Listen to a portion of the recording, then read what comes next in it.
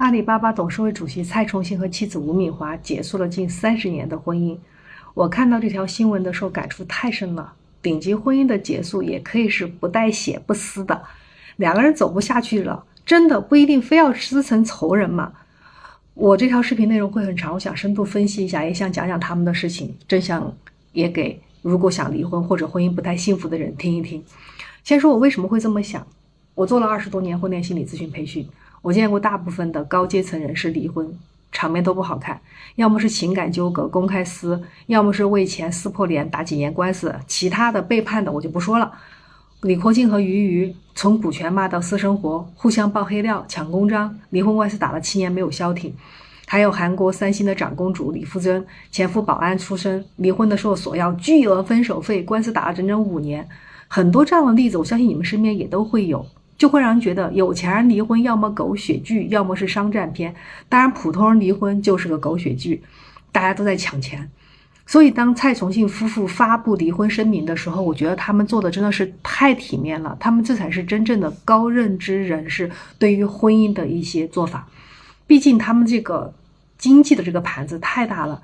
蔡崇信在网上我搜到的他的个人净资产是125亿美元，也就是超过人民币844亿。两个人共同还拥有布鲁克林篮球网、纽约自由人队，还有资产管理规模超过500亿美元的家族办公室，叫什么南池资本。这么大一盘棋，按照剧本，离婚的时候应该怎么演了？就大部分人的离婚的时候，律师团进场了，开始评估这个股权，评估房产，评估球队的价值，然后开始漫长的财产分割拉锯战，还有很多资料准备。那公司的股价呢，一定会有波动了，球队人士的所有的士气肯定受影响，还有就是员工们人心惶惶，哎呀，这公司到底怎么办了？但蔡崇信夫妇他给出了一个完全出乎意料的，应该出乎很多人意料的答案，就是离婚了。但所有的核心商业架构原封不动，事业不分家，财富不分家，养育孩子不分家，他们选择了共同拥有共同管理，而不是你一半我一半的分割。没有狗血，没有撕扯，没有争夺，也没有股价暴跌。声明里写的是什么呢？基于相互尊重这个词太好了啊，和平协商的共同决定。他们说多年来两个人的关系逐渐发展成一种伙伴的这种关系。他们没有否认感情变淡了，但是也没有撕破脸，他们只是平静的承认我们关系形态变了。你们记好这个词啊，关系形态变了。这在涉及数百亿财富和2家顶级职业球队的豪门离婚案里几乎是前所未有的，所以我才会说这大概就是成年人最体面的收场。他们为什么能够做到？很多人可能会说了，有钱人当然能体面了，因为有钱嘛，钱多到花不完，当然不用争了。但是我想问问，多少钱算钱？李国庆没有钱吗？李富珍没有钱吗？所以这不只是钱的问题，而是认知的问题。蔡崇信夫妇最核心的能力，我个人认为就是他们把情和钱分开了来去处理。什么意思啊？我们得先理解一个底层的认知，婚姻到底是什么？很多人觉得婚姻就是爱啊，当然还有经济啊，但主要是爱。但婚姻这套制度本质上包含了2样东西，就是情和钱。情是感情、亲密、吸引力，钱是经济共同体、资产、债务、房贷、养老规划等等。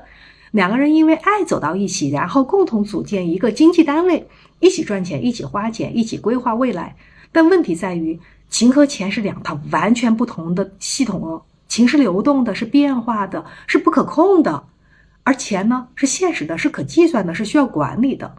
大多数人离婚之所以难看，就是因为这2套系统没有分开。当情出现问题的时候，连带着钱也变成了战场。你不爱我了，所以我不能让你好过，你辜负我了，所以我要拿走你的一切。但蔡崇信夫妇他们把这2套系统分开了，夫妻系统管的是情，合伙人系统管的是钱。一套系统关闭了，没有必要把另一套也给拆掉，或者说打破打乱。所以他们离了婚还能不拆伙，继续共同经营公司，一起做决策。离婚过后的吴敏华继续担任自由人队的主席，独立运营球队，蔡崇信继续掌管篮网队。两个人还共同出现在球队的冠军庆典上，一起为球员颁发总冠军戒指。这就是合伙人系统的真实写照。他们能做到这一点，背后有2个很重要的支撑。那第一个是对婚姻制度的高认知。婚姻既包括了情感链接，也包括经济契约。爱情真的可以消退的，真的还会随时会消退，但经济契约是可以继续履行的。那第二个是责任感，如果离婚时草率分割，影响的真的不仅仅是两个人哦，阿里巴巴的股价、篮网队的运营、自由人队的球员，还有家族办公室的员工，这些人的利益都系于他们的决策，你知道吧？真的是一动牵所有。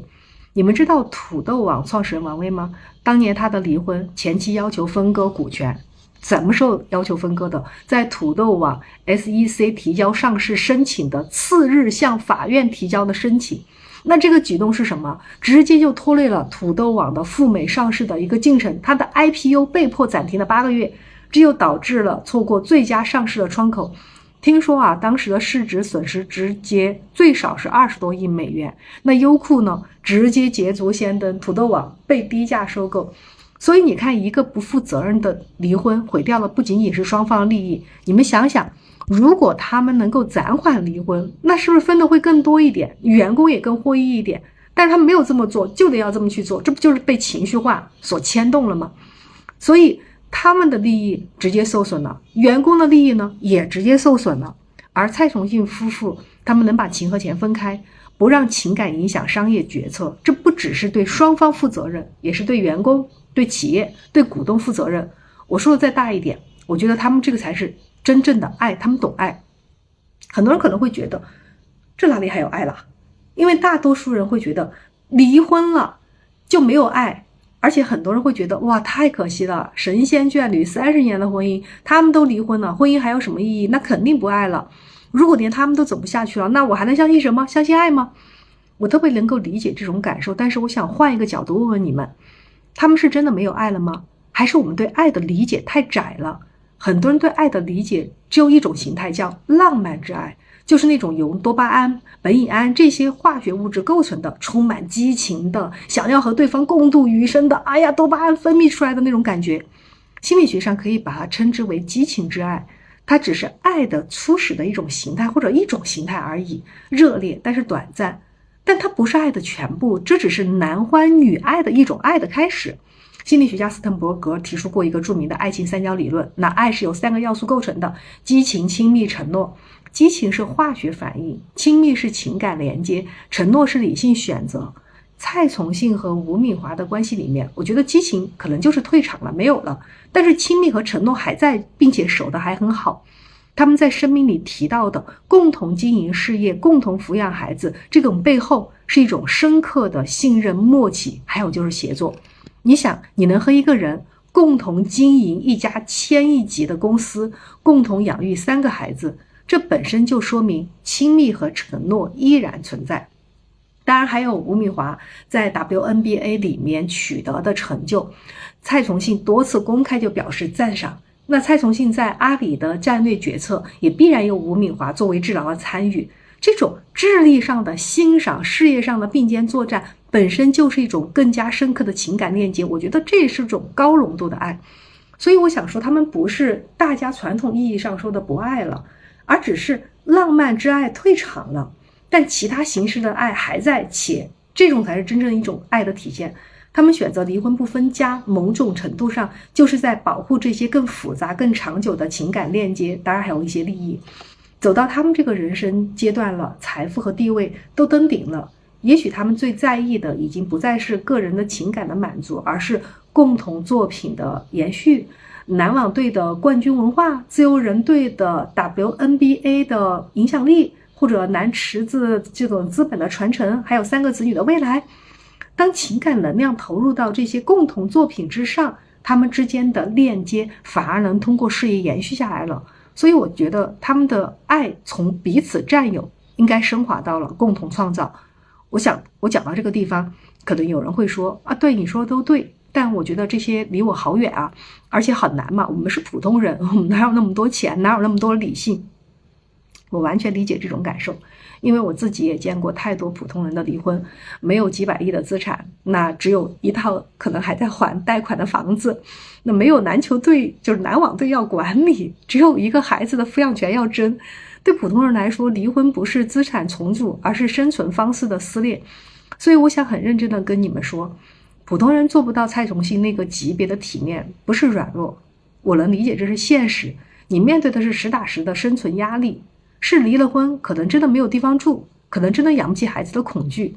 在这种恐惧面前，谁都没有资格要求你去体面。但是我想说的另一个角度就是，很多人做不到体面，还有一个深层次的原因，就是贪。这句话我说出来可能你们会觉得有点扎心，那我想解释一下什么意思。贪是什么？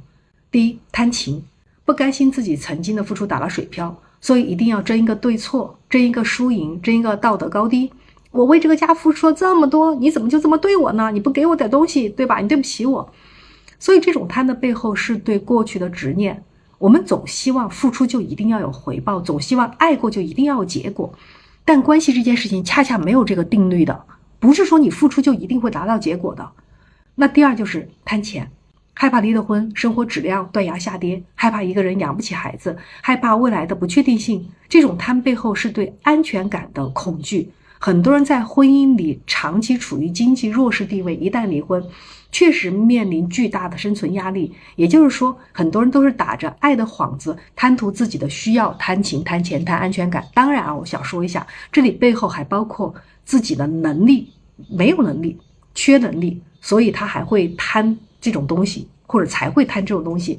但我想说，我不想说了这些话对你来讲，你们意味着我是在道德批判，我不是的。我想说的是，这些贪的背后，其实真的是过度的恐惧和依赖。我们之所以贪情、贪钱、贪安全感，我们是因为我们把婚姻当成了人生的全部。当婚姻破产的时候，很多人就会感觉整个人生都跟着破产了。蔡崇信夫妻之所以淡然，是因为他们的人生有很多根柱子，事业、财富、社会贡献、个人成长、个人兴趣爱好、共同的作品等等。婚姻是其中的一根而已，是倒了，但其他都还在啊。而普通人之所以觉得天塌了，是因为婚姻可能就是唯一的那一根支撑的柱子，甚至可能是唯一一根。所以离婚的时候，你失去的不是一个伴侣，是你全部的人生的支点，这才是贪的根源。因为自己拥有的太少，自己的能力太缺，所以拼命的想要抓住唯一拥有的那一个。越是匮乏，越是要去抓取，越是抓取越是恐惧，越是恐惧越无法体面。我特别喜欢有一句话叫允许来，允许走，如他所示，如他所愿。这句话什么意思呢？就是你来的时候，我满怀欢喜的，我迎接你；你要走的时候，我也有勇气松开手。我爱你不是因为你满足了我的期待，而是因为你是你啊，你留在我身边很好，我很愿意啊。那你愿意或者你选择离开的时候，我也尊重，或者我们俩真的不合适了，那就彼此尊重的分开。我的完整不需要用你的留下作为证明的。所以这种不是消极的认命，而是更加积极的面对现实，面对生命。我们只有接受了他有他的需要，我有我的需要，你才可能把精力用在建设没有他的生活上，或者建设好真正的两个人的共同的生活上，而不是浪费在为什么他变了，为什么他跟我想的不一样这样的内耗里面。所以我想说，真正的体面不是有钱才能拥有的特权，真正的体面是从你把你的人生放在不止一个地方开始的，去赚钱，去交友，去培养爱好，去建立你自己的社会知识系统，去提升你的认知。当你的人生有很多根支柱支撑的时候，倒掉了一根，你不会塌。当你的价值感不完全来自于婚姻的时候，你才不会在婚姻要结束的时候感觉整个世界都崩塌了。所以最后我很想要跟你们说的是，蔡崇信和吴敏华的故事，我觉得之所以让我触动，不是因为他们有钱，也不是因为他们理性，而是因为他们在关系结束的时候仍然选择的善意。他们没有用指责来保护自己的自尊，也没有用争夺来填补自己的不甘，没有用撕扯来报复自己的失落，他们只是承认了我们的爱没有变，只是关系变了一个形态，我们对彼此的基本尊重更加没有变。其实我们每个人都是一样的，人人皆平等，人人都一样。我们每个人来到这个世界上是为了经历体验，不是为了占有。所有的关系最后都会以某种方式结束的，真的。有时候就是死亡，当然谁都会死。那有的就是分离，而一段关系最大的体面，就是在它结束的时候，你仍然愿意把对方当做一个完整的、值得尊重的人，能在一起的时候好好珍惜，缘分尽了的时候好好告别。这不是冷漠，而是一种更深层次的能力，也就是爱的能力。我希望你们每个人都能拥有真正的爱的能力。